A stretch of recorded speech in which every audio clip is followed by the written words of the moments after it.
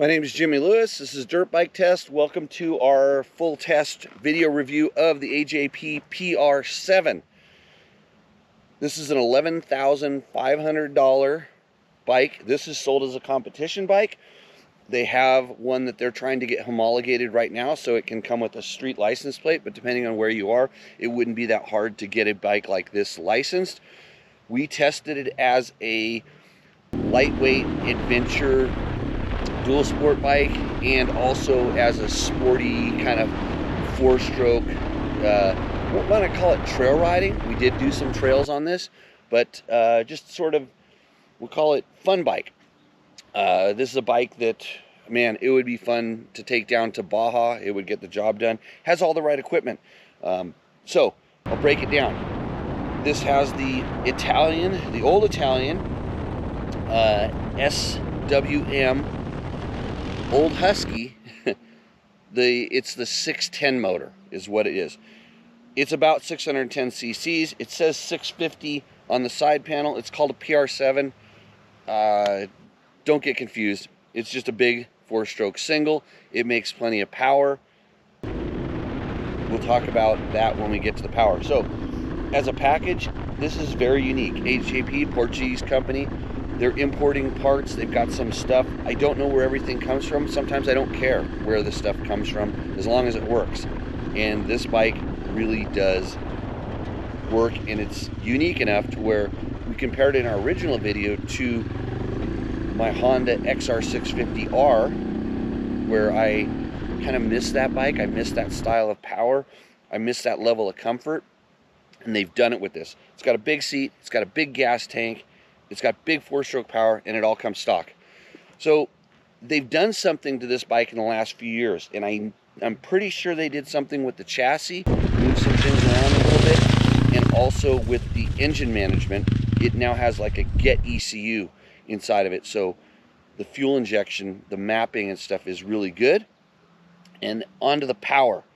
Okay, big chunky four-stroke single, tons of torque, slower revving, although once it comes onto the mid, it actually does pick up pretty fast, a lot better than, for instance, the old Honda, and it'll blow the doors off a KLR 650, probably be a little bit behind a KTM Husky 701 style bike, but I don't think you're going to be complaining about power until you're wide open and really trying to pull something steep like a sand dune, which we did, and I was kind of surprised that it wouldn't make it over the sand dune.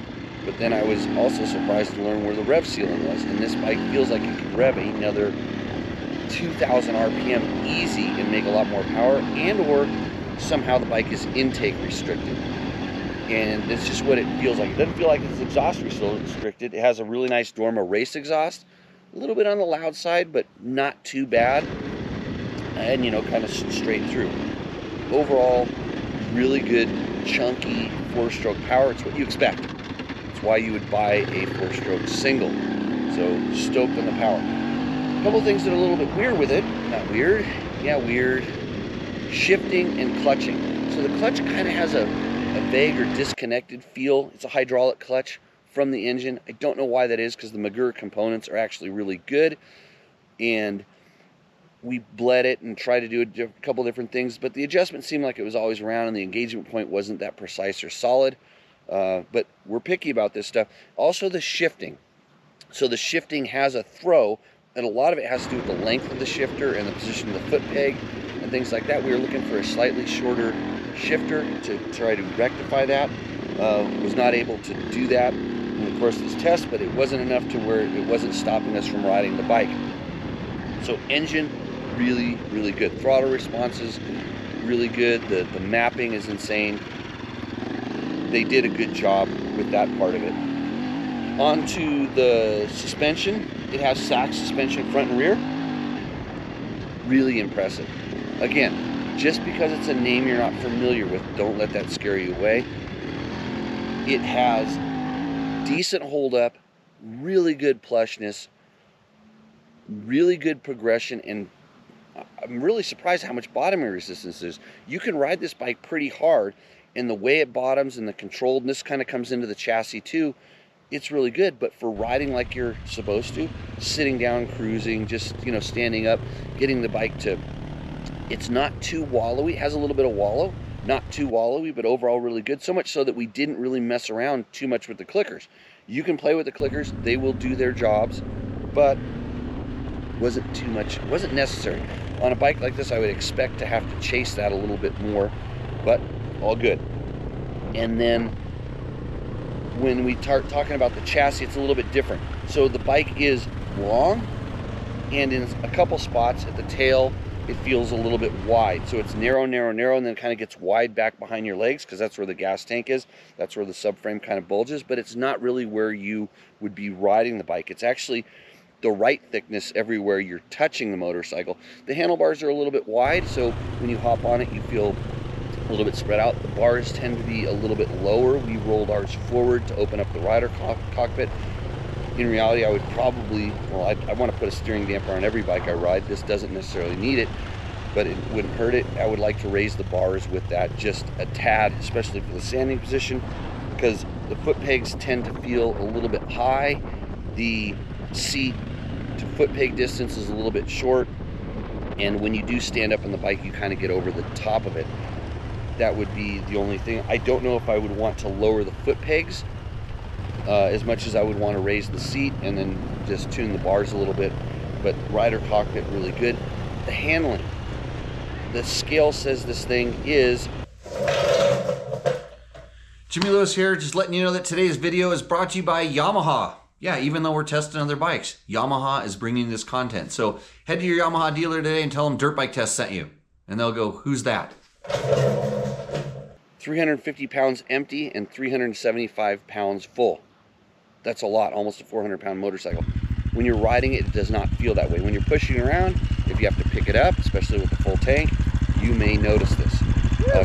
For comparison, an XR600R with some similar types of modifications to make it like this bike is about 326 pounds. So it's a solid 25 pounds heavier than that, more along the lines of what you're going to expect in a KLR in the weight department. But really, really surprising once you start riding it. That weight actually does help with traction. The bike, sticks to the ground and pretty good. Fairly agile, light in the steering, and quick handling through the foot pegs. So forget about the weight. The scale will tell you something different than what you feel, which is, as a lot of these companies are starting to learn about where to mass centralize and how to, get the front end set up, they feel a lot lighter than they are. So the other things that we had some complaints about. So it has a really nice instrument cluster with a Samsung tablet. It worked fine for a while, and then somehow it lost connectivity. We ran the battery on it dead once. We forgot to turn off. It lost connectivity with the ECU, and so we haven't been able to get that back, but it has some interesting features that we would like to play with more. We didn't get there. We did a little bit, but not enough.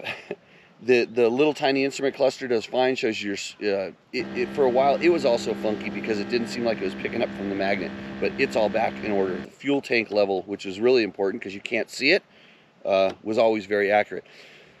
The gas cap is a little sticky, but it gets the job done. When you are filling it, you have to be careful, especially with that last gallon, because there's a long snorkel that goes down to feed the gas. We noticed there was a little lip sealing issue on the air filter, but we put grease around it and that cured that. And some of the hardware and fasteners is just not the highest standard. It doesn't have, I don't know exactly how strong it is, but the polished look of the fasteners, we can kind of throw a little jib there.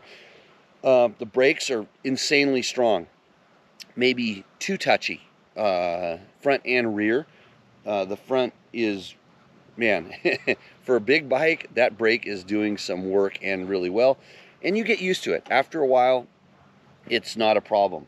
The rear brake, again, the pedal is a little bit far out there, and maybe you have a little bit too much leverage on it, but you don't have to use it much. You just throw a downshift. The engine braking does really good. So on to those things. Has some nice anodized bits on it. The bike looks good. It's got a big aluminum skid plate that protects everything quite well. Not the easiest bike to work on, just the location of some of the fasteners, getting to a couple of little things can be difficult, but not too bad. overall. So that's our review of this bike. Again, here's the thing. I have a lot of our test riders ride different bikes, especially when it's something that's unique like an AJP. They go, oh, I'll ride it, and they'll ride it around, and then they'll give me kind of a report back on what it is, and then they want to go back to their Honda and their Yamaha or their KTM. That's what they're used to. This bike, hey, can I ride that again? This bike, has some characteristics. It's kind of a unique thing. I think it's fitting right in there between the KLR 650 and the KTM package, with some features that those bikes don't have, and tying them together nicely into a really solid, lightweight adventure / dual sport / just fun dirt bike.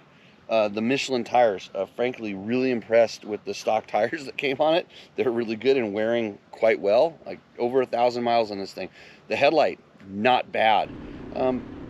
And we got a lot of comments on the looks. People really liked the way that this bike looked. So there you have it. That's our review. Like, share, do all the stuff that you're supposed to do. Ask questions in the comments, and then check out some of our other shows like Tech Talk Taco Tuesday, where we do answer those questions and respond back. So if you have something specific, we can get you an answer, and you can learn more from Dirt Bike Test. So with that, we will see you out on the trail. Cheers.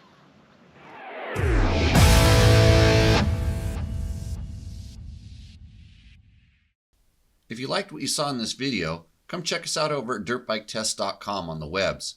We have bike tests, product tests, a lot of fresh dirt, and you can even support us by clicking through our links. Hopefully, we'll see you out in the trail.